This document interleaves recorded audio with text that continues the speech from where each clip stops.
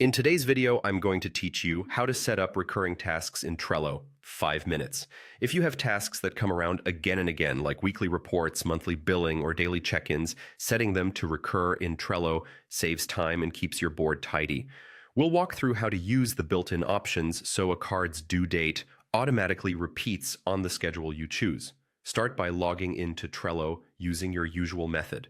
Once you're in, head to the board where your task lives. Any board will do. Just open the one that contains the card you want to repeat. On the board, hover over the card and click to open it. You can use any existing card that represents a recurring task.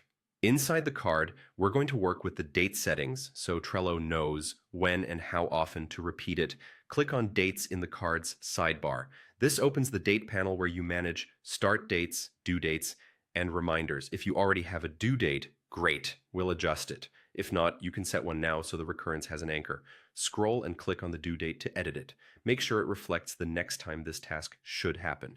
The recurrence will use this as the starting point, so set the day and time you want the cycle to begin. Look for the recurring drop-down menu in the date panel. It's part of the same area where you set the due date. This menu controls the repetition pattern for your card, so once we pick an option, Trello will handle the schedule automatically. Select the desired frequency, such as daily, weekly, or monthly. Choose the cadence that matches your workflow. Daily is great for routine checklists, weekly works well for team meetings, and monthly is perfect for reports or invoices. Now configure the specific recurrence details. Depending on the frequency you selected, you can fine-tune options like which days of the week, the interval such as every 2 weeks, or the exact day of the month. If there's an end condition, set that too, or leave it open-ended for ongoing tasks.